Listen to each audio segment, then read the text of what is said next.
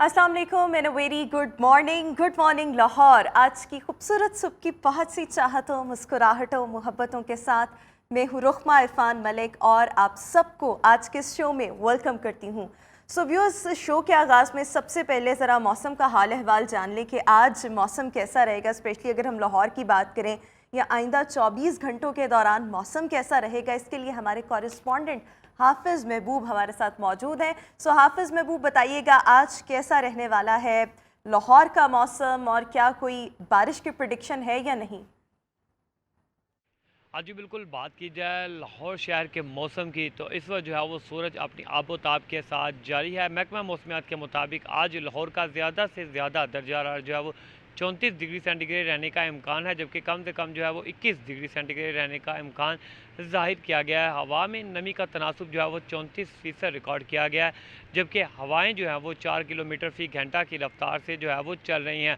मौसम बताने वालों का मज़ीद कहना है कि आइंदा हफ्ते जो है वो बारिश का कोई इम्कान नहीं है, जबकि आइंदा 2 रोज़ तक जो है वो दिन के औकात में दर्जा हरारत मज़ीद बढ़ेगा। शाम के वक्त जो है वो मौसम कदरे बेहतर होगा। रात के बाद जो है वो सर्दी की शिद्दत में इजाफा होने का इम्कान है। इस हवाले से उनका कहना था कि आइंदा हफ्ते के बाद जो है वो लाहौर शहर का मौसम भी जो है वो कदरे बेहतर होना शुरू हो जाएगा और दिन के औकात में भी जो है दर्जा काफ़ी हद तक कम होगा। लेकिन इस हफ्ते जो है वो बारिश का इम्कान नहीं है, जबकि हफ्ते के रोज़ जो है वो सूरज और बादलों के दरमियान जो है वो आग मचोली का सिलसिला जारी रहेगा।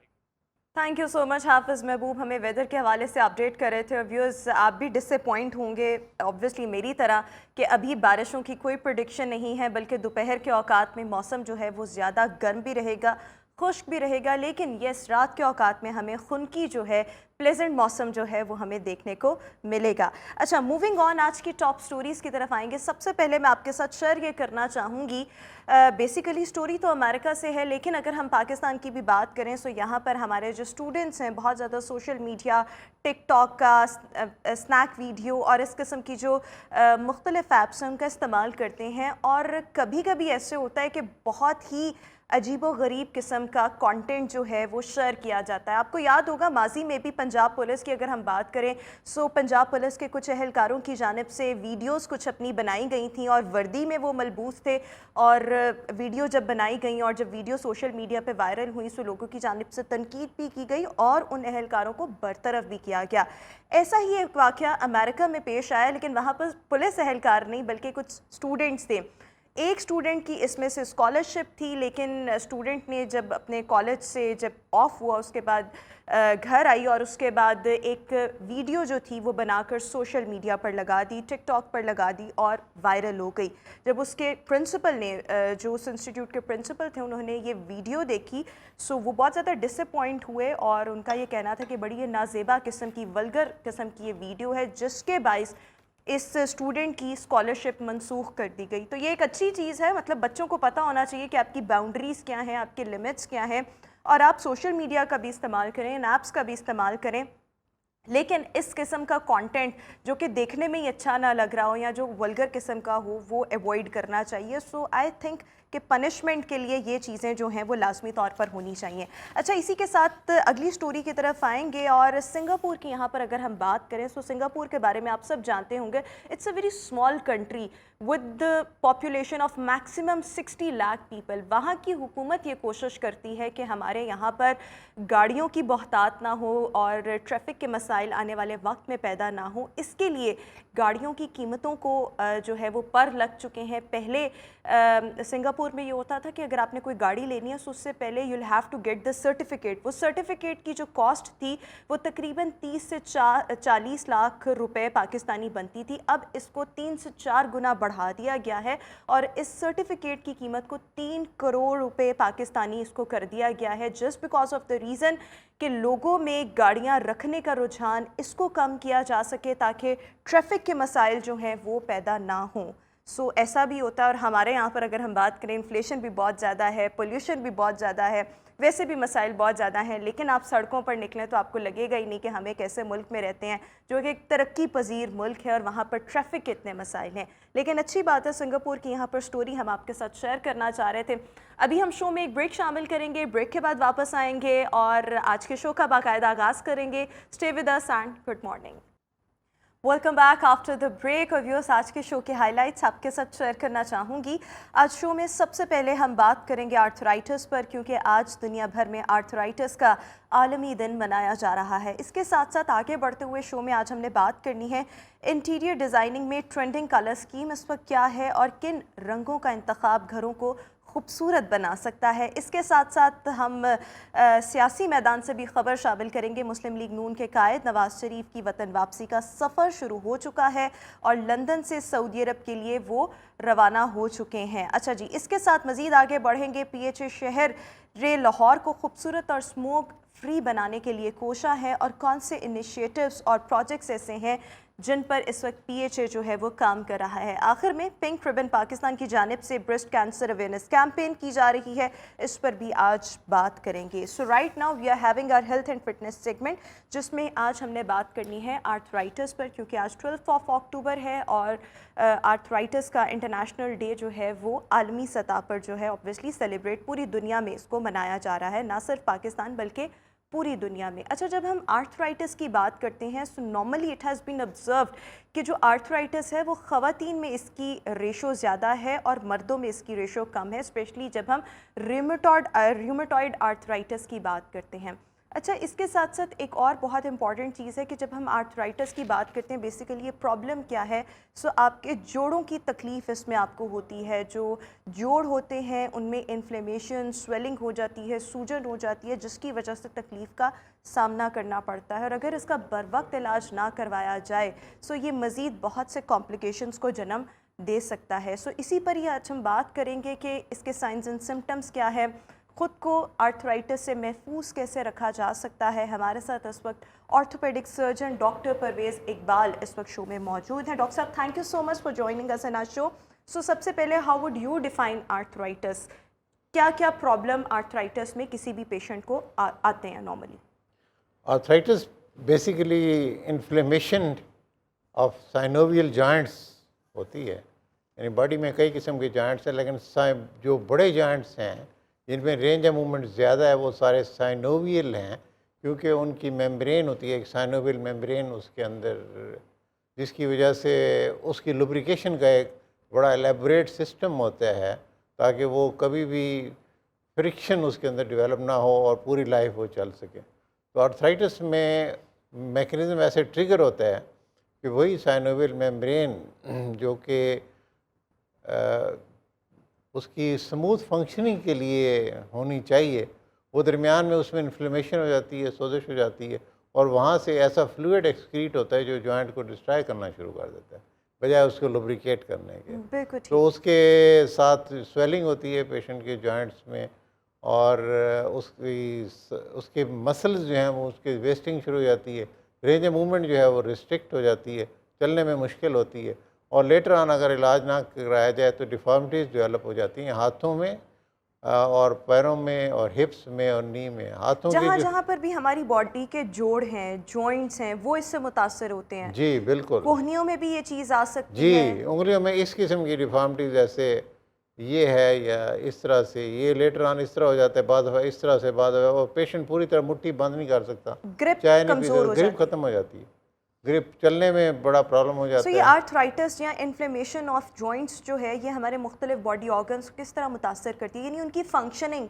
किस तरह से मुतासर होगी? जैसे अगर ग्रिप नहीं रहेगी सो इसके साथ साथ और कौन कौन से प्रॉब्लम्स जो हैं? मेन इशू तो मोबिलिटी का होता है, patient is unable to walk और डे टू डे जो एक्टिविटीज़ हैं, वॉशरूम तक जाना वो भी मुश्किल हो जाता है और अपनी लुक आफ्टर करना, अपने आप अपनी केयर करना वो भी पॉसिबल नहीं होता। He become dependent upon other people, तो ताकि उसे दूसरी जगह ले जाएं और उसको वॉशरूम तक ले जाना है, कमरे से एक कमरे से दूसरे कमरे में लेकर जाना है, घर के अंदर मूवमेंट करना है, ये यानी एक्सट्रीम स्टेज है। लेकिन अर्ली स्टेज में ऐसे होता है, थोड़ी थोड़ी इन्फ्लेमेशन होती है, दर्द होती है, सोज होती है, पेशेंट दवाई खाता रहता है और चलता रहता है। अक्सर जो है पेशेंट्स को ऐसे ही होता है। ये आर्थराइटिस की वेरियस टाइप्स हैं। आर्थराइटिस एक डिजीज़ नहीं है, एक ग्रुप ऑफ डिजीज़ है। इसकी 6-7 किस्में हैं आर्थराइटिस की, हर एक किस्म की अपनी पैथोलॉजी है, अपनी रीज़न है। और जो आर्थराइटिस आप जिक्र कर रही थी वो रूमेटॉइड आर्थराइटिस इसको कहते हैं, जिसमें बेसिकली बॉडी का अपना अंदर जो इम्यूनिटी है उसके अंदर प्रॉब्लम होता है इम्यून सिस्टम में, और आपकी इम्यून सिस्टम आपकी साइनोवियल मेम्ब्रेन को ट्रिगर कर देता है कि वो उसके अंदर इन्फ्लेमेशन शुरू हो जाती है। बिल्कुल ठीक हो गया। अच्छा, इसके साथ साथ देखें, जब हम आर्थराइटिस की बात करते हैं तो किन लोगों को ये होने के चांसेस होते हैं, कौन सा वल्नरेबल ग्रुप है जिस और कौन कौन से फैक्टर्स ऐसे बनते हैं जिसकी वजह से आपको आर्थराइटिस हो सकता है? आर्थराइटिस उन लोगों में कॉमन है जिनकी फैमिली में ऑलरेडी चल रहा है। ये जो रूमेटॉइड हड्डियों की आर्थराइटिस, बीमारी भी इसको कहा जा सकता है। जी जी, ये ये जोड़ों की है ना? ये डीएनए लिंक्ड है। जो रूमेटॉइड आर्थराइटिस है ये फैमिलीज में रन करती है और आपके अंदर जीन्स में होता है इसका इशू। जो और आर्थराइटिस की टाइप है ऑस्टियो आर्थराइटिस, वो वेट के साथ रिलेटेड है, ईटिंग हैबिट के साथ रिलेटेड है, और पेशेंट अगर प्री डायबिटिक हो गया है, यानी डायबिटीज़ शुरू होने से पहले प्री डायबिटिक फेज़ में है, या ओवर वेट है, या उसका वज़न जितना होना चाहिए उससे 10% ज़्यादा है, तो उसमें भी उसके जॉइंट्स में वीयर एंड टीयर का प्रोसेस तेज़ हो जाता है, और जो जॉइंट चलने चाहिए 80 ईयर्स, वो 40 ईयर्स 50 ईयर्स के बाद वो इस काबिल नहीं रहते कि वो काम ठीक कर सके। बिल्कुल ठीक हो तो गया। तीसरी आर्थराइटिस की जो टाइप है वो गाउट हम जिसे कहते हैं, जिसमें वो भी मीट ज़्यादा ओवर ईट करने से और प्रोटीन ज़्यादा ओवर ईट करने से शुरू होती है। उसमें नोड्यूल्स बन जाते हैं साइनोवियल मेम्ब्रेन के अराउंड, और उन नोड्यूल्स की वजह से इन्फ्लेमेशन होती है, रेड हो जाते हैं जॉइंट, ज़्यादा पाँव के जोड़ इससे मुतासर होते हैं, और इसका पेन बहुत एक्सक्रूशिएटिंग होता है। और ओल्ड टाइम्स में इस डिज़ीज़ को किंग्स डिज़ीज़ भी कहते थे, क्योंकि सिर्फ बादशाह बहुत ज़्यादा गोश्त खाते थे, उनका ख्याल था कि शायद वो इससे ज़्यादा लंबा अरसा ज़िंदा रहेंगे, लेकिन तो उसकी वजह से उनको ये प्रॉब्लम हो जाता उसकी वजह से जी वो डेली बहुत ज़्यादा जो मीट ईटिंग नेशंस हैं उनमें ये इशू ज़्यादा हो जाता है। अच्छा, सो आपने कहा एक तो आपकी फैमिली में अगर रन करता हो सो चांसेस हैं कि आपको भी आर्थराइटिस हो सकता है। अगर आप ओवरवेट हैं, अगर आप ज़्यादा प्रोटीन्स का इस्तेमाल करें, बैलेंस डाइट अगर आपके लाइफस्टाइल में ना हो, सो इन वजूहात की वजह से आर्थराइटिस हो सकता है। अच्छा, यहाँ पर मैं एक और चीज़ ये जानना चाहूँगी, जब हम वेट लॉस जर्नी पर कुछ लोग होते हैं, डाइट प्लान्स मुख्तलिफ फॉलो कर रहे होते हैं, मोस्ट ऑफ द टाइम आपको प्रोटीन रिच डाइट रिकमेंड की जाती है, और कार्ब्स जो हैं या उनको मिनिमाइज़ किया जाता है, रिड्यूस किया जाता है, या शायद कुछ दिनों के लिए बिल्कुल डाइट से निकाल दिया जाता है। सो क्या ऐसे पेशेंट्स जो बहुत ज़्यादा स्ट्रिक्ट प्रोटीन डाइट पे रहते हैं उनमें भी चांसेस होते हैं आर्थराइटिस होने के? नहीं, उनमें नहीं होता, क्योंकि वो उसमें आमतौर पर उसको ग्रेजुअल होता है, वो फिनोमेना ग्रेजुअल स्टेप वाइज और गियर्ड होता है, और वो इस तरीके से करते हैं कि वो एक प्रोग्राम जो साइंटिफिक प्रोग्राम बना होता है उसके हिसाब से वेट कम करते हैं। आप बेसिकली ग्रेन को रिप्लेस करते हैं विद ग्रीन, यानी ग्रेन में सारी चीज़ें शामिल हैं, ग्रेन में आटा भी शामिल है, उसमें चावल भी शामिल है, उसमें दालें भी शामिल हैं, ये सब ग्रेन में, इनके कंटेंट कम करने, और साथ आपने ग्रीन जो वेजिटेबल्स हैं, फ्रूट हैं, इसको इंक्रीज़ करना है, तो ग्रेजुअली आपका वज़न जो है वो लूज़ होना शुरू हो जाता है। 2 to 3 kg का आप रखें पर मंथ टारगेट, उसमें ठीक रहता है। लेकिन जिस तरह से आपने कहा ना कि over consumption of protein leads to arthritis, तो इसलिए मैं पूछ रही थी कि उसमें अगर आप बहुत ज़्यादा, कुछ बच्चों को मैंने देखे वो 12 एग्स पर डे, 20 एग्स खाना, उससे हो सकता है ट्रिगर ये। और ये नॉर्मली वो करते हैं जो जिम जाते हैं, जिन्होंने बॉडी बिल्डिंग करते हैं, जी, जिन्होंने जी, अपनी जी। बॉडी बनानी होती है, सो मोस्टली वही ऐसे इतने इतने ऑब्वियसली एग्स जो है वो कंज्यूम कर सकते हैं। जी। अच्छा, what are the initial signs and symptoms जिससे हम डिटेक्ट कर सकते हैं कि आर्थराइटिस स्टार्ट हो रहा है, कोई ना कोई जोड़ों का प्रॉब्लम है? सबसे पहले तो मॉर्निंग स्टिफनेस होती है, अर्ली सुबह सुबह आपको लगता है कि जोड़ चलती नहीं है, बहुत स्टिफ हुए हैं, अकड़ाव होता है, खिंचाव होता है, ठीक और है। ये पहली स्टेज है। फिर सेकंड स्टेज में ये होता है कि थोड़ी थोड़ी स्वेलिंग शुरू हो जाती है, स्वेलिंग कहाँ पर होगी? वो जो जॉइंट इन्वॉल्व है। अच्छा, इसमें पूरी बॉडी के जॉइंट्स इन्वॉल्व होते हैं, किसी पर्टिकुलर रीजन पर ज़्यादा प्रॉब्लम आती है, स्वेलिंग वहाँ आने लगती है? वो आर्थराइटिस की टाइप पर डिपेंड करता है। ऑस्टियो आर्थराइटिस में ज़्यादा नी और हिप इन्वॉल्व होते हैं, जो रूमेटॉइड आर्थराइटिस है उसमें small joints of the hand वो इन्वॉल्व होते हैं, जो गाउट है उसमें जो big joints of the foot हैं वो इन्वॉल्व होते हैं, जो बिग टो है वो सबसे ज़्यादा वो इफ़ेक्ट करती है। तो इसी तरीके से अगर इन्फ्लेमेटरी आर्थराइटिस है या सेप्टिक आर्थराइटिस है, उसमें तो कोई भी जॉइंट इन्वॉल्व हो सकता है जिसमें अंदर इन्फेक्शन है, उसके अंदर ट्यूबरकुलोसिस है, या उसके अंदर बैक्टीरिया चले गए हैं, उसकी वजह से भी आर्थराइटिस हो जाता है, पस इकट्ठी हो गई है।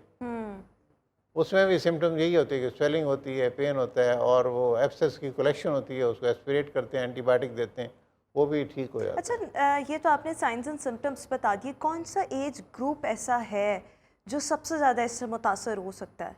उसमें जो रूमेटॉइड आर्थराइटिस है उसमें रिलेटिवली यंगर एज के लोग उसमें एंड होते व्हाट्स हैं। The reason behind this? उनमें जीन्स में होता है ना, उनके अंदर तो जीन्स में ये मौजूद होता है, ऑलरेडी ट्रिगर होना होता है क्योंकि उनके डीएनए में होता है ये।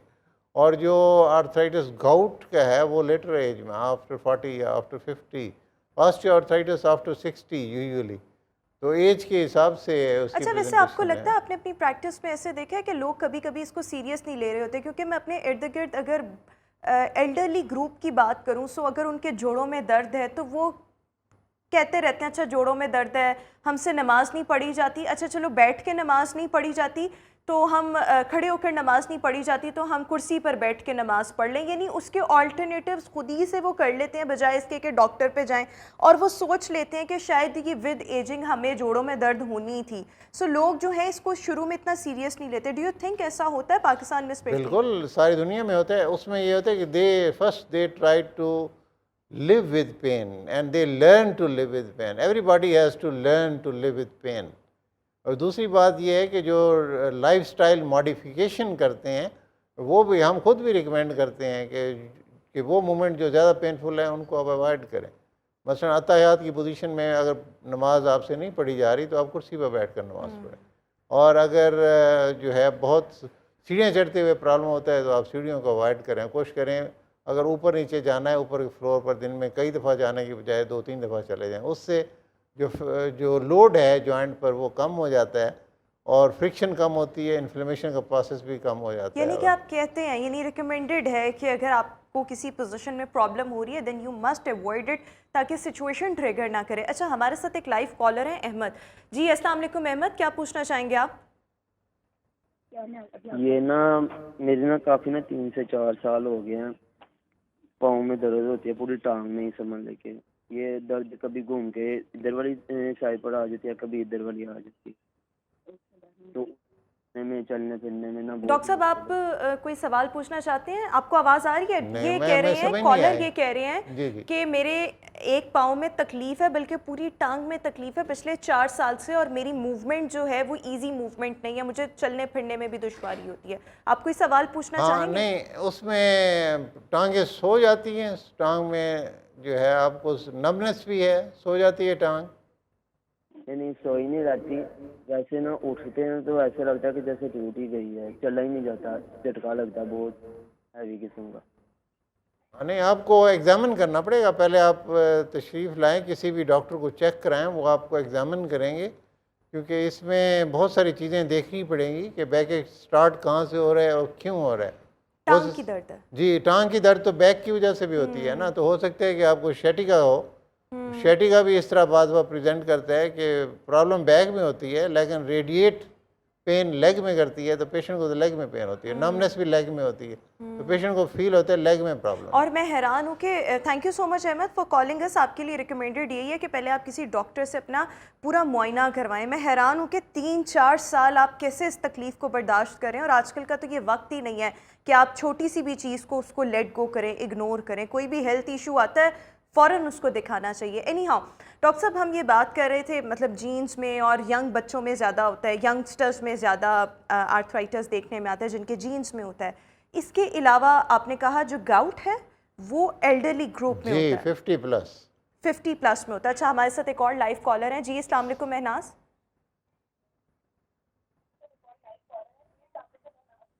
महनाज, आपको मेरी आवाज़ आ रही है? जी जी मुझे आ रही है आपकी आवाज़। जी, क्या पूछना चाहेंगी आप डॉक्टर साहब से? जी अस्सलाम वालेकुम डॉक्टर साहब। जी डॉक्टर साहब, मेरा सवाल है, मैं डायबिटीज की पेशेंट हूँ और ना मेरे ना जो टांग का नीचे वाला हिस्सा है ना उसमें बड़ी सख्त पेन रहती है, जैसे जो उंगलियां नहीं होती पाँव की उसमें। और ये ज़्यादातर ना रात के टाइम पे मेरी पेन जारी हो जाती है, यानी कि सोने के टाइम पे ना जब मैं बेड पे जाती हूँ। और इसके अलावा मेरे घुटने में सारी दर्द है। ठीक है, तो आपने किसी को चेक कराया है? कोई बेसिक इन्वेस्टिगेशंस हुई हैं आपकी, आपके जी, मैं टेस्ट एक्सरेज और वगैरह टेस्ट करवाया। ब्लड के? जी जी डॉक्टर साहब, मैं टेस्ट वगैरह करवाती रहती हूँ, तो वो यही कहते हैं कि आपको ना ये डायबिटीज की वजह से ना आपकी ये वेन्स वगैरह खिंचती हैं। तो डॉक्टर साहब ये ऐसी चीज़ है कि मैं रोज़ इसकी मेडिसिन भी नहीं ले सकती, पेन किलर। और ये कैसे लगता है जैसे मेरी कोई वेन खींच रहा है बहुत तेज़ी से ना, इस तरह दर्द होती है, वो खुद ब खुद इस तरह काफ़ी देर तक दर्द जारी रहती है। हाँ, इसके लिए आपको भी एग्जामिन करना पड़ेगा और किसी डॉक्टर को आप चेक कराएं करीब। वो आपको प्रॉपर आपकी पहले जो हुई हैं इन्वेस्टिगेशन उनको भी देखेंगे, और अगर मज़ीद टेस्ट कराने हैं या एक्सरेज कराने हैं वो भी कराएंगे, और फिर अकॉर्डिंगली फिर जो मेडिसिन जो दी जा सकती है वो देंगे। और साथ अगर मेडिसिन ले नहीं सकती तो फिर फिजियोथेरेपी या एक्सरसाइजेज आपको बताएंगे, या लगाने वाली दवाई आपको बताएंगे जो लोकल एप्लीकेशन वाली बिल्कुल ठीक हो गया। अच्छा डॉक्टर साहब, moving on, is there any way to prevent arthritis, especially जिन लोगों के जीन्स में होता है और उनको पता होता है कि हम इसका शिकार हो सकते हैं। सो कोई ऐसे तरीके जो हम ऑप्ट कर लें, लाइफस्टाइल में ऐसी मॉडिफिकेशन कर लें कि हम आर्थराइटिस से बच सकें? आर्थराइटिस से बचने का सबसे आसान तरीका ये है कि आप अपना वेट ठीक रखें, अपने आप को हेल्दी रखें। जॉइंट्स जो हैं they are for movements and movement is life, life is for movement and movement is for life. तो उसको मूव करते रहें। तो उसके लिए पार्क्स जो हैं वो हमारे आबाद होने चाहिए और हॉस्पिटल वीरान होने चाहिए। जो अच्छे शहर हैं, मैं सिडनी में था तो 1/3 जो सिटी का है वो पार्क है, सही, और 2/3 जो है वो उसमें आबादी है। तो इसी तरह सिंगापुर की आपने अभी थोड़ी देर बात की। Singapore is the perhaps only city जो मैंने अब तक विज़िट किया है जिसमें जो वॉकिंग वेज हैं वो भी उन्होंने अब कवर कर दिए हैं, यानी रेन के दरमियान भी आप उससे वॉक कर सकते हैं। और साइकिल्स के लिए अलहदा ट्रैक बन रहे हैं जर्मनी में और हॉलैंड में। इतना ज़्यादा ये कल्चर एडवांस हो चुका है। जो मोबिलिटी है उसको बरकरार रखना है। यस, इससे वॉक करें, आप कोई ना कोई फिजिकल एक्टिविटी करें।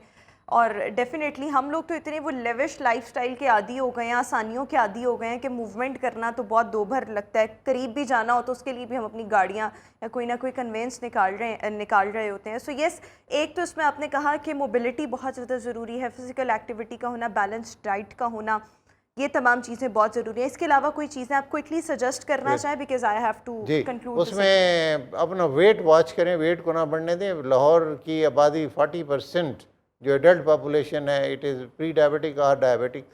तो उसमें ये लाइफस्टाइल बहुत ही अनहेल्दी है यहाँ पर, और बाकी सिटीज़ में भी ये प्रॉब्लम है। तो आपने ज़्यादा जो है अपना कैलोरिक इनटेक वो कार्ब्स कम करने हैं और उसको रिस्ट्रिक्ट करना है, और हेल्दी डाइट ग्रीन चीज़ें खानी है। तो उससे जो है जब वेट कम होगा तो बॉडी को ऑफ कोर्स इतना एग्जर्ट नहीं करना पड़ेगा। Again lifestyle is the key if you want to prevent arthritis, और उसमें डेफिनेटली आपकी फिजिकल एक्टिविटी भी होनी चाहिए, बैलेंस डाइट भी होनी चाहिए, तभी जो है आप इस प्रॉब्लम को अवॉइड कर सकते हैं। अगर नहीं करेंगे ये प्रॉब्लम भी होगा, और अगर इसका बरवक्त तशखीस और इलाज नहीं होगा so obviously it will lead to so many other complications. Thank you so much doctor Parvez Iqbal for joining us in our show. Viewers, इसी के साथ अभी हम शो में एक ब्रेक शामिल करेंगे। Will see you after this short break. Welcome back after the break. और व्यूज़, इस वक्त मुल्क की मौजूदा सियासी सूरत हाल को अगर हम देखें तो नवाज़ शरीफ की वतन वापसी के गिर्द मुस्लिम लीग नून की सियासत जो है वो इस वक्त रिवॉल्व कर रही है। नवाज़ शरीफ साहब जो हैं सऊदी अरब पहुंच चुके हैं और उसके बाद दुबई के लिए उड़ान भरेंगे, और ऑब्वियसली फिर इस्लामाबाद पहुंचेंगे, और फिर वहां से जो है वो लाहौर के लिए उड़ान भरी जाएगी। ये 21 अक्टूबर की बात है। अच्छा, उससे पहले जब नवाज़ शरीफ साहब की वतन वापसी को लेकर बात होती थी तो ये कहा जा रहा था कि नवाज़ शरीफ साहब जो हैं वो एयरपोर्ट से मीनार पाकिस्तान आएंगे, वहाँ पर जलसा होगा।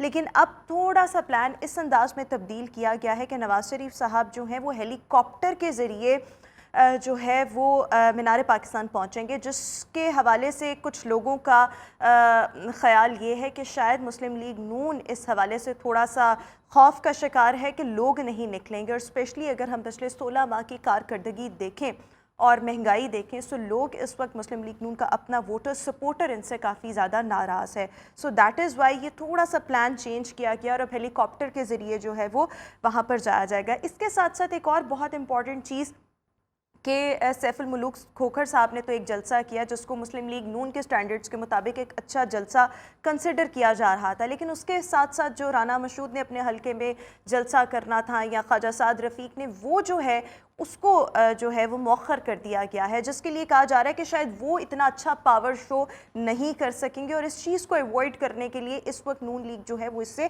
अवॉइड करी। इस तमाम तर सिचुएशन पर हमने बात करने के लिए आज शो में दावत दी है हमारे स्पेशल कॉरेस्पॉन्डेंट हैं इब्राहिम लकी साहब। इब्राहिम साहब, बहुत शुक्रिया आपके वक्त का। बहुत सी चीज़ें आपसे पूछनी है, सारी बातें जो है वो इस वक्त नवाज शरीफ साहब की वतन वापसी के गिर्द घूम रही हैं। सबसे पहला पॉइंट ये कि पहले ये कहा गया कि जी बरास्ता सड़क जो है ऑब्वियसली वो जाया जाएगा, मीनार पाकिस्तान, वहाँ पर जलसा किया जाएगा और उसी जलसे में मुस्लिम लीग नून जो है वो अपना बयानिया भी बताएगी, नवाज शरीफ साहब एक्चुअली में बता रहे होंगे। फिर ये जो हेलीकॉप्टर वाली ये चीज़ आई है, लेकिन आपको नहीं लगता कि समहाउ मुस्लिम लीग नून जो है वो तजब्जुब का भी शिकार है, खौफ का भी शिकार है कि शायद लोग नहीं निकलेंगे तो जग हसाई ना हो, बातें करने का दूसरी जमातों को मौका ना मिले, so that is why they are actually avoiding it और हेलीकॉप्टर का इंतखाब किया जाए? देखें, सबसे पहले तो ये है कि 4 साल के बाद पाकिस्तान का जो डेमोक्रेटिक सिस्टम है वो आपको एक फुली इंडक्ट जो है वो दिखाई देगा कि एक बड़ी पार्टी के जो लीडर हैं वो आइंदा आने वाले इंतखाबात में अपनी पार्टी को लीड करेंगे और एक जमहूरी प्रोसेस जो है इलेक्शन का वो होगा। अब कोई भी, मैं नहीं समझता कोई भी क़यादत जो है आउट ऑफ जो है कंट्री है या जिला वतन है इस इलेक्शन में, तो सभी होंगे और लेवल प्लेइंग फील्ड जो है वो अवेलेबल होगी और होनी चाहिए। वो होगी सिर्फ मुस्लिम लीग नून के लिए अभी तक के अगर हम हालात की बात करें तो सबके लिए लेवल प्लेइंग फील्ड होनी चाहिए। किसी का भी लीडर जो है वो आउट ऑफ कंट्री नहीं होना चाहिए, उसको ये नहीं होना चाहिए भी मैं नहीं था तो मेरी पार्टी हार गई या मैं नहीं कर सका ना। एक तो ये है, और ये पाकिस्तान मुस्लिम लीग नून के लिए भी ज़ाहिर है उनके लिए तो बहुत अच्छा है, खुशाइंद है, लेकिन मैं ये समझता हूँ पाकिस्तान के जो सिस्टम है, डेमोक्रेटिक सिस्टम है, जो आइंदा आने वाला जो पाकिस्तान का जो फ्यूचर है उसके लिए एक अच्छा नेक शगुन है। इसलिए नेक शगुन है कि अगर पॉलिटिकल पार्टीज़ की लीडरशिप जो है आइंदा आने वाले इंतखाबात में एक अच्छा फार्मूला बना के फ्री एंड फेयर इलेक्शन में वो जा सके और एक कॉन्फिडेंट गवर्नमेंट आए, तो मैं समझता हूँ वही पाकिस्तान के मसाइल का हल करे। एक तो ये है। सेकेंडली वो थोड़ा सा आपने उल्ट पुल्ट कर दिया। हेलीकॉप्टर वाला प्लान, फर्स्ट प्लान हेलीकॉप्टर का ही था कि मियां मोहम्मद नवाज शरीफ जब वापस आएंगे तो उनको लाहौर एयरपोर्ट से मीनार पाकिस्तान हेली पे लाया जाएगा, क्योंकि अगर आप इनको इस्तकबाल करने के लिए लोग जाते हैं, देखिए एयरपोर्ट पर तो इतने लोग नहीं जा सकते। नॉर्मल फ़्लाइट्स अगर आएँ, आप अपने किसी अजीज़ को लेने जाए तो वो 2-3 लोग जाते हैं जो ड्रॉप करने जाते हैं, तो एक तो इतनी ह्यूज जो है वो लोग एयरपोर्ट पर जा ही नहीं सकते, वो एयरपोर्ट के बाहर रहेंगे। फिर एयरपोर्ट पर आगे फिर जो जाएंगे, तब भी तो लोग गए थे ना जब नवाज शरीफ साहब मरियम नवाज साहिबा के साथ वापस आए थे, तो उस टाइम भी तो था ना जब शहबाज शरीफ साहब आधे रास्ते से ही वापस चले गए। वही ना जी, एयरपोर्ट नहीं जा सके ना, क्योंकि वहाँ पे जा ही नहीं सकते ना। देखिए वो एक कैंट एरिया है, वो एक सेंसिटिव एरिया है, वहाँ पे तो मोब को जाने की इजाज़त ही नहीं इस तरह दी जा सकती है ना। तो एक इंटरनेशनल एरिया, देखिए एक इंटरनेशनल, एक आपका एयरपोर्ट इंटरनेशनल है, आप तनहा नहीं हैं, दुनिया के साथ एसोसिएट है। अच्छा, जब पहले मुस्लिम लीग नून के अपने रहनुमा डिफरेंट टॉक शोज में आ रहे थे ना, तो उनसे जब सवाल ये किया जाता था कि क्या बेनज़ीर साहिबा का जब इस्तकबाल किया गया था तो उससे बड़ा ऑब्वियसली इस्तकबाल किया जाएगा इस तरह, तो दे वर वेरी कॉन्फिडेंट, और आपने मुझे उलट पुलट कह दिया मेरे ख्याल में। इसलिए कि अब सेकंड जो प्लान बना है वो ये है कि कुछ लोग रहनुमाओं का मुस्लिम लीग नून का ये है कि आप इनको बाय रोड लेकर आएँ। मेरा पाकिस्तान को के एक अवामी लीडर हैं, तो बाय रोड आएंगे तो उसका इम्पैक्ट ज़्यादा है, लेकिन एक्चुअल जो मास्टर प्लान था वो हेलीकॉप्टर का ही था कि लोगों को अभी तो हेली ही है, हाँ, कि अभी तक हेलीकॉप्टर फर्स्ट प्रायोरिटी उनकी थी और है। और सेकंड ऑप्शन ये 2 दिन पहले आई है कि भी आप इसको भी कंसीडर करें, अगर हेली का अरेंज नहीं होता तो हमें अल्टरनेट प्लान भी रखना चाहिए। और ये अच्छी स्ट्रेटेजी का यही तरीका होता है कि आप प्लान A, B, C बनाएं। अगर सारे लोग इधर आएंगे इस्तकबाल के लिए तो मीनार पाकिस्तान जाना मुश्किल हो जाएगा, रास्ते स्टॉक हो जाएंगे। तो जो एक्चुअल मीनार पाकिस्तान आकर उन्होंने जो अपनी अपीयरेंस देनी है, अपने एक नज़रिया, अपनी सोच, अपना एक बयानिया देना है, तो उसमें जो है वो मुश्किलात होंगी। तो ये बहुत स्मूथ जो है ये एक जलसा करने के लिए नून लीग जा रही है, तो लिहाजा बाय रोड का बहुत ज़्यादा चांस नहीं है। लेकिन प्लान यही तो मैं बात कर रही हूँ कि मुख्तलिफ हलकों में ये बात पाई जा रही है कि इसलिए हेलीकॉप्टर का इंतखाब किया गया कि दे डाउट के लोग नहीं निकलेंगे, जितनी तादाद में लोग आने चाहिए वो नहीं आएंगे। मुझे नहीं पता, ये आप कह रहे हैं, आपका सवाल है, ठीक है, लोग कह भी रहे होंगे, लेकिन ग्राउंड पे ऐसा नहीं है, क्योंकि ग्राउंड पे जो हमने रिपोर्टिंग हम करते हैं, ग्राउंड पर ये है कि आपके चारों सूबों को मरीम नवाज़ ने मोबिलाइज़ किया है, अपने वर्कर्स को किया है, आम पब्लिक को मोबिलाइज़ किया है, और वो तमाम, मैं समझता हूँ कि पाकिस्तान मुस्लिम लीग नून की हिस्ट्री में फ़र्स्ट टाइम मरीम नवाज़ ने being a chief organiser party को अच्छा रीऑर्गेनाइज़ किया है, रीमोबिलाइज़ किया है, लोगों को साथ मिलाया है, मुख्तलिफ विंग्स की मीटिंग्स की हैं, ग्रास रूट का जो वर्कर है उसको भी मिली हैं, टॉप से लेके वर्कर्स को अच्छा, भी अगर मिली हम हैं। ये ठोकर वाला जो अभी 2-3 दिन पहले ये जलसा जलसा हुआ है, that was 8 October comparatively better, लेकिन जो शाहदरा वाला जिसको कॉर्नर मीटिंग भी कहा जा रहा था उसमें लोग नहीं उस तरह से थे, और वो एक Actual, फ्लॉप शो उसको भी कहा जा रहा था। एक्चुअल हम वहाँ पे मौजूद थे, उसमें काफ़ी जो है सवालात उठे भी हैं कि वो मरीम नवाज़ अगर जलसा करने जा रही हैं, उसने वहाँ पे एड्रेस करना है तो उसके शायना शान नहीं है, लेकिन वो डिज़ाइन ही उतना किया गया था, वो एक मोहल्ले में किया गया था। मलक मोहम्मद रियाज जो साबिक MNA हैं उनके, उन्होंने अपने मोहल्ले में किया था, वरना उसके पास ग्राउंड भी है, तो अगर वो उस तरह का प्लान करते तो यकीनन उसी अंदाज से फिर प्लान किया जाता, बाकी लीडरशिप को जो है वो इनवाइट किया जाता, उस स्पेक्ट्रम आप बढ़ा सकते थे, लेकिन वो स्पेक्ट्रम रखा ही छोटा गया था, लेकिन उस पर बहरहाल तनकीद हुई। अच्छा, उसके बाद सैफ खोखर ने अच्छा शो किया। हाँ, अभी मैं आपसे ये भी जानना चाहूँगी कि मुस्लिम लीग नून ने अपने जलसे जो हैं वो मौखर कर दिए हैं। ख्वाजा साद रफ़ीक साहब के हल्के में होना था, राना मशहूद साहब के हल्के में होना था, कुछ हलकों की जानिब से ये भी बात की जा रही है कि या मुस्लिम लीग नून के अपने कुछ कारकुन भी, मैंने उनको खुद ये सुना है कि जो वोटर सपोर्टर है वो ये बात कर रहा है कि शायद आपस में इनके इख्तलाफात है और उनको डाउट है कि जितना अच्छा पावर शो सैफ खोकर ने कर लिया शायद उतना ख्वाजा साद रफ़ीक साहब या राना मशहूद साहब ना कर सकें, सो इससे बेहतर है कि इसको पोस्टपोन कर दिया जाए। नहीं, ऐसा नहीं है। देखिए, हर एक को सवाल और एतराज़ उठाने का हक होता है, लेकिन ऐसा नहीं है। असल में ये है कि हर जलसे पे अखराजात होते हैं, ठीक है, हर जलसे पे अखराजात होने हैं। हर हलके के MNA MP अहदेदारों ने 21 अक्टूबर को लोगों को लेकर जाना है, उनके खाने पीने का, ट्रांसपोर्ट का उन्होंने अरेंज करना है, बाकी बैनर्स, फ्लैक्स, ये उस पर एक ह्यूज जो है फाइनेंशियल इम्पैक्ट है इसका। तो अगर मरीम नवाज़ अगर हर जलसे में जाएंगी तो जाहिर है कि हर एक की अपने अपने कैपेसिटी होती है, तो ऑलरेडी उस पर ज़्यादा अखराजात हो जाएंगे। तो सो उन्होंने ये कहा कि मैं हर जलसे पे जाऊंगी तो एक तो वो बहुत एक्सेस हो जाएगा, दूसरा ये है कि जो लोकली जो क़यादत है उनके ऊपर फाइनेंशियल इम्पैक्ट बहुत ज़्यादा आएगा। तो बेहतर ये है कि ये लोकली अपने वर्कर्स कन्वेंशन करते रहें, लेकिन मैं जो है जाकर एड्रेस नहीं करूंगी। अब इस चीज़ को ये भी इससे भी लिंक किया गया कि शादरा का जलसा फ्लॉप था, इसका सैफ खोखर का कामयाब था, तो लिहाजा उन्होंने कहा कि अब नेक्स्ट जो है वो बड़ा शो नहीं हो सकता, तो इसलिए उन्होंने मौखर कर दिया। नहीं, ऐसा इंप्रेशन आप दे सकते हैं, लेकिन एक्चुअल ग्राउंड पे ऐसी चीज़ नहीं है। ग्राउंड पे ये है कि उन्होंने कहा कि तमाम मीटिंग्स मॉडल टाउन सेक्रेटेरिएट में हुआ करेंगी। अब तकरीबन 3 रोज़ से तो वहाँ पे हर NA और सूबाई हल्के की जो है वो मीटिंग्स हो रही है, उनके चेयरमैन हैं, उनके वाइस चेयरमैन हैं, बाकी लोग विंग्स हैं मुख्तलिफ, और उनकी मीटिंग्स वो डेली जो है 3-3 घंटे पर मुश्तमिल होती हैं। कल या सादक और जो है सादफी के इलाके के हल्के की हुई है, इसके पहले शेख रोहिल अस्कर वगैरह, वहीद आलम वगैरह, शाइस्ता उनकी हुई है। अब वो उन्होंने पैटर्न चेंज किया है, बाकी लोकली आपका ख्याल है कि फाइनेंशियल इश्यूज की वजह से थोड़ा सा उन्होंने अपना जो मेरी अपनी एक सेंस है जो मैं समझता हूँ कि एक फाइनेंशियल इम्पैक्ट की वजह से, मैं कुछ रहनुमानों ने बताया भी है कि बहुत ज़्यादा इस पर जो है अखराज आएगा। मरियम आएगी, स्टेज लगेगा, SMDs लगेंगी, उस पर पूरा एक सिस्टम आप इंस्टॉल करेंगे, तो बेहतर है कि जो है यहाँ करने की बजाय आप मोबिलाइज करें। अच्छा, एक आखिरी सवाल, क्योंकि वक्त की किल्लत है, एक और ये चीज़ कि जिस तरह से अब मुस्लिम लीग नून ये कह रही है कि तरक्की का सफ़र जहाँ पे रुका था वहीं से ही स्टार्ट होगा, परवाज को उम्मीद है पाकिस्तान का नाम दिया गया, आपको लगता है अब ऐसी बातें करके ये अपने वोटर सपोर्टर को अपनी तरफ मुतवज्जा कर लेंगे? क्या ऐसा पॉसिबल है कि जहाँ से तरक्की का सफ़र छूटा था वहीं से ही होगा, मईशत को संभाला जाएगा, फलाना फलाना, मतलब डू यू थिंक कि ये इनफ है? देखिए, उनके क्रेडिट पे चीज़ें तो हैं कि उन्होंने डेवलपमेंट की है। अब नेक्स्ट इलेक्शन में कौन आएगा वो तो यकीनन वोट ही डिसाइड करेगा कि भी एक पार्टी ये आती है, B आती है, C आती है, या क्लस्टर कोई बनता है। लेकिन बता दें, लेकिन उनके क्रैक, मैं ये समझता हूँ कि उनकी पोजीशन बेहतर होगी। बहुत शुक्रिया इब्राहिम लकी साहब हमारे साथ मौजूद है। व्यूअर्स, अभी एक ब्रेक।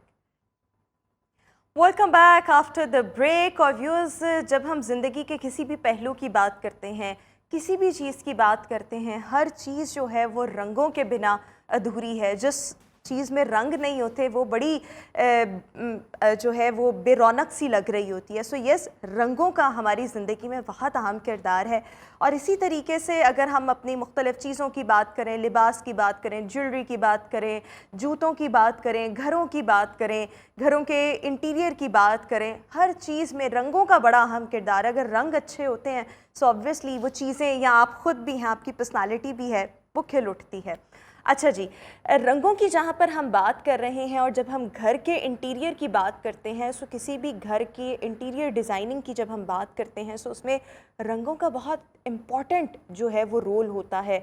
अच्छा, 2-3 साल पहले अगर हम देखें सो हल्के रंग जो थे, लाइट कलर्स जो थे, कूल कलर्स जो थे, उनका बहुत ज़्यादा ट्रेंड आया। अच्छा, फिर क्या हुआ कि थोड़ा सा आर्ट वर्क वॉल्स पे किया जाने लगा, फिर वॉलपेपर्स का रुझान आया, फिर इसी तरह से जो हर वक्त में जो है वो ट्रेंड्स भी बदलते रहे और हर वक्त के अपने तकाज़ों के मुताबिक रंग भी जो हैं वो तब्दील होते गए हैं। अगर हम अभी की बात करें सो आजकल जब किसी भी घर को डेकोरेट करना होता है सो उसमें रंगों की कितनी अहमियत और कौन से रंग आजकल ट्रेंडिंग में है, इस पर आज हम बात करेंगे। और हमारे साथ इंटीरियर डिज़ाइनर निदा इस वक्त शो में मौजूद है। Nida, thank you so much. So Nida, जब हम रंगों की बात करते हैं और घर के इंटीरियर को इसके साथ लिंक करते हैं, कितने इम्पॉर्टेंट होते हैं घर के इंटीरियर में रंग और कितना खूबसूरत किसी भी घर को दुरुस्त रंग का इंतखाब बना सकता है? वेल, जब हम इंटीरियर की बात करते हैं तो इसमें interior is all about aesthetics और आप जिस एक लिविंग स्पेस को डिकोर करना, राइट। अगर हमारे पास जो ट्रेंड है वो ये है कि आपके कलर्स को एक्सप्लोर करना, राइट। आप बहुत सारे कलर्स होते हैं लेकिन with the passage of time change होते जाते हैं, ठीक है। लेकिन हमारा मकसद ये होता है कि एक लिविंग स्पेस में आप इस तरह से रहें कि आपको अच्छा फ़ील हो। और इट डज़ंट मीन कि जो आपको थीम बेस्ड वर्क करना होता है वो किसी स्पेस में जाके, अगर सपोज़ आप कोई एक कलर ऑप्ट कर रहे हैं, ठीक है, और उसकी यूटिलाइजेशन कैसे है, उसको एस्थेटिकली प्लीजिंग कैसे बनाना है, ये इंटीरियर डिज़ाइनर का काम होता है।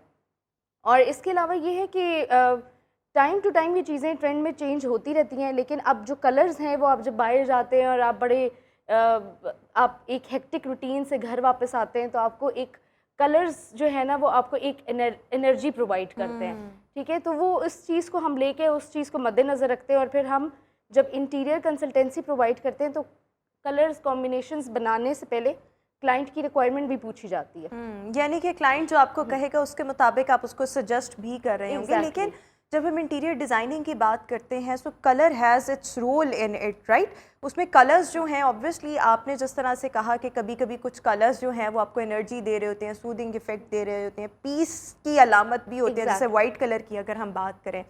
सो नॉर्मली जब हम घरों की बात करते हैं तो लोग आजकल किस किस्म के रंगों का इंतखाब कर रहे हैं? यानी कूल कलर्स की तरफ जा रहे हैं, ब्राइट कलर्स की तरफ जा रहे हैं, वार्म की तरफ जा रहे हैं? किन रंगों का इंतखाब या लोगों की जानिब से ज़्यादा डिमांड किन कलर्स की आती है?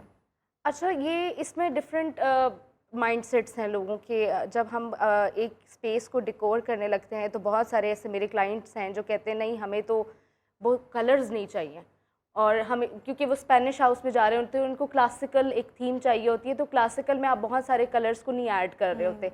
वेयर एज आप मॉडर्न में अगर जा रहे हैं तो आप कहीं पे कोई आर्टिस्टिक वॉल बनाकर उसके साथ कलर कॉम्बिनेशन लगाते हैं। तो जो कलर्स इस वक्त ट्रेंड में हैं वो आप ब्लूज़ की भी स्कीम्स हैं, ऐसे ग्रीन्स की भी हैं। ये वो कलर्स हैं जो आपको एनर्जी प्रोवाइड करते हैं। आपका ग्रीन की कलर थेरी है कि वो एक हम्बल और एक कूलनेस शो करता है, ब्लू की भी इसी तरह से। तो मेन जो है कि वो डिज़ाइनर जो है वो जो भी कलर ऑप्ट कर रही हैं, it's not a trend, it's a thinking process कि आप सपोज़ एक भी कलर को दे रहे हैं ना तो आप उसको यूटिलाइज़ किस तरह से कर रहे हैं। अगर आप एक भी कलर लेते हैं लेकिन आपको उसकी यूटिलाइजेशन नहीं पता तो वो कोई भी कलर होगा ना तो वो उसकी लुक नहीं निकलेगी। यानी आपने कहा कि ट्रेंडिंग में तो ब्लूज़ भी हैं, ग्रीन्स भी हैं, लेकिन मेरे ख्याल में हर क्लाइंट की एक अपनी चॉइस होती होगी, वो आपको बताते होंगे हमें ये कलर्स चाहिए। सो कभी ऐसा भी होता है कि किसी ने कभी बड़ा कोई ऑड सा कलर बता दिया लेकिन फिर आपने उसके मुताबिक ही उसके टेंट्स या उसके शेड्स में चीज़ों को एडजस्ट किया कि वो क्लाइंट सेटिस्फाई भी हो जाए, उसकी वो डिमांड वो भी फुलफ़िल हो जाए, लेकिन वो चीज़ एक ऑड फीलिंग भी ना दे। हाँ बिल्कुल ऐसे ही है कि एक मरतबा मेरी क्लाइंट ही थी, उन्होंने रेड के कलर को एक्सप्लोर किया था, तो वो कहती हैं कि नहीं मुझे तो कंसल्टेंट की कोई ज़रूरत नहीं, और ब्राइट रेड्स के साथ उन्होंने प्ले किया था, तो वो बहुत ऑड लग रहा था। तो इसमें यह है कि एक तो सबसे पहले क्लाइंट की रिक्वायरमेंट पूछी जाती है कि आपको चाहिए क्या। अगर कहीं पे रिस्ट्रिक्ट क्लाइंट कर दें कि नहीं हमें कलर्स नहीं चाहिए, तो फिर हम न्यूट्रल शेड्स के अंदर जाते हैं। सही। जैसे लाइट गोल्ड्स हो गए, बेज हो गए और ऑफ वाइट शेड्स हो गए। फिर हम उसको कुशन्स के अंदर कलर्स को ना फिर हम कुशन्स में ऐड करते हैं, पेंटिंग्स में ऐड कर दिया, एब्स्ट्रैक्ट आर्ट है उसमें ऐड कर दिया, तो वो फिर उसके थ्रू ऐड होते हैं, फिर वॉल के थ्रू नहीं ऐड होते। कि आपको एक कुछ ऐसे क्लाइंट्स हैं जो कहते हैं जब अगर सपोज हमने कोई कलर वॉल पे अप्लाई कर दिया, with the passage of time हम चीज़ों को अपनी चेंज नहीं कर सकते। हमें अपनी बेड शीट्स या अपने सोफ़ा के फैब्रिक्स को उसी कलर के अंदर तक ही रखना होगा। तो फिर हम उन वॉल्स को ज़रा न्यूट्रल करते हैं, बेज शेड्स में लेके जाते हैं, ताकि अगर कल को आप अपना फर्नीचर भी चेंज कर रहे हैं, कुशन्स भी चेंज कर रहे हैं, कर्टन्स भी चेंज कर रहे हैं, तो चीज़ें जो हैं वो ऑड ना लगें। यानी जो आपके पेंट्स हैं या अगर आपने वॉलपेपर्स का इंतखाब किया हुआ है, सो वो चीज़ें ऑड ना लगें। सो यस, उसके लिए तो फिर न्यूट्रल या बेज टोन्स ही वही ज़्यादा बेहतर रहती हैं। अच्छा निदा हमारे साथ ही मौजूद होंगी, अभी हम शो में एक ब्रेक शामिल करेंगे और आप अपने घर के लिए दुरुस्त रंग का इंतखाब कैसे कर सकते हैं ये भी हम जानेंगे, लेकिन इस ब्रेक के बाद स्टे विद अस।